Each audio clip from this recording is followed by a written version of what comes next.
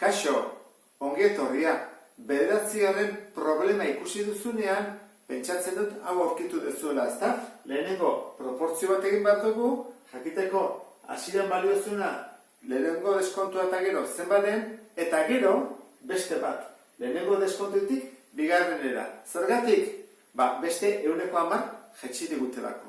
Orduan, jarriko ditut goian, bi proportzioa. Batetik, hasieran 100 balio baldin bazun deskontatzen digute 20, beraz ordaindu beharko genuke 80, eta bigarrenean gertatzen da berriro 100 jarri behar dela, eta deskontatzen digute 10 ez dugulako txartela erabili. Beraz, 80 izango litzake.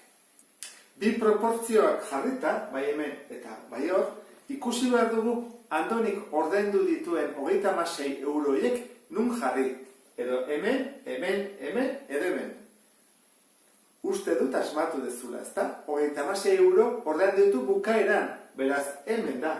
Bi deskontuak egin ondoren. 36. Orduan, joango gara, onera. Aurkituko dugu, deskontu horretik zenbat zuen.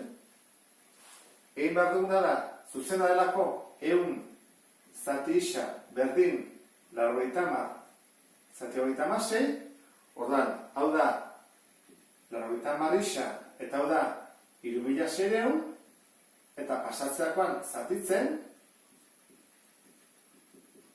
80 zatitzen, zeroak entzen ditut, horran egin behar da, 360 zati bederatzi, eta hau da, 40, ez da? 4 bidar behatzi 36, eta 0. Beraz, deskontua baino lehenago, 40 euro baliozun, erroz horrek. Baina, hori da, bigarren deskontua baino lehenago, eta lehenengo deskontua baino lehenago, zen bat zen, hasieran. Orduan, hemen jarri bat dugu 40 hau, hemen. Eta, aurkitu bat dugu, hasieran zen bat zen. Goazen ikustea, zuzena da, ez da? Horrenengo dugu berdin. 100 zati isa, berdin, 80 zati 40.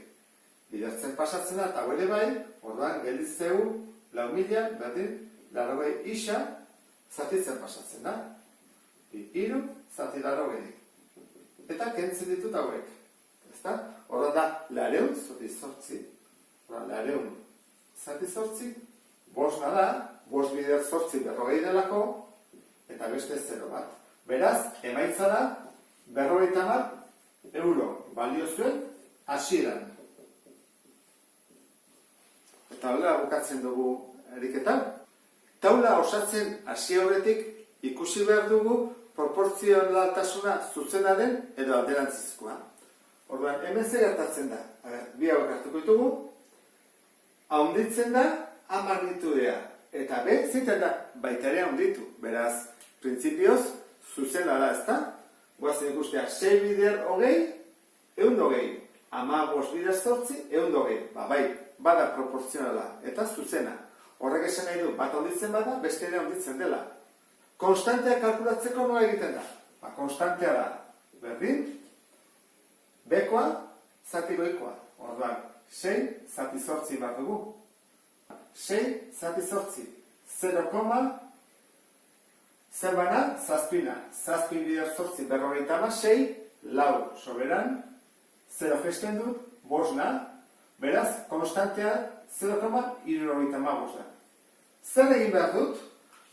Adibidez, hemendik honea pasatzeko bider 0,75 eta hemendik goraka joateko zati 0,75. Hoi da konstantea. Goiti bera. Kalkuladora izan ezkero, erabiliko benuke, bider 0,75 eta horrela. Baina, nik uste dut erresago dela bestera bat egitea. Izan duzuen nola indeteken. Egin daiteke, lau eta bider 0,75. Hogeita mabi, bider 0,75. Hogeita mairu, zati 0,75. Benik bestera bat ego dut, ikusi. Zer da? 8 zati bi, ez da? Erdia, hori erdia izango da. 3. Horren, hau aurkitu bat dugu. Hogeita mabi zer da? Hogeikin ez dut konparatuko. Errexena da 8kin. 8 bider lau. Horren, 6 bider lau. Hogeita lau. hogeita mairu. Zerekin konparatuko dut? Nik ingo dut honekin, irukin. Iru bider amaika, lau bider amaika. Eta erantara osatzen dut, erresagoa da. 0,75ekin egin daiteke, nahi baldin bada, baina askoz luzeagoa da, ez da, egiteko. Beste honetan, C magnitudia handitzen bada, bikoiztu egin da, D zein du, erdia, horren alderantzizkoa da. Alderantzizkoa baldin bada, esan nahi du bidertzerakoan, eman behar dula beti konstante berdina. 2 bider 24, 48. Lau bider 12, 48. Beti eman behar du 48. Horren konstantea, hemen 48 da. Horren egin behar da, 48 zati 6, 48 zati 8, 48 zati 48. Eta hola aurkitzen ditugu besteak. Orduan, beste da bat egin daiteke, ikusi, lau. Zein da, bider bi, ez da, hau daiteke zati bi. Hori ere egin daiteke. Horrela egingo dugu, 6 izango izateke. 8 bider 6, 48. Eta hemen ze jarriko dugu, 6 bider 8. Eta hemen, bat bider 48. Deetan, ematen du, konstante berdinea. 48. Eta honekin bukatuko genuke. Beste bat arte, agur!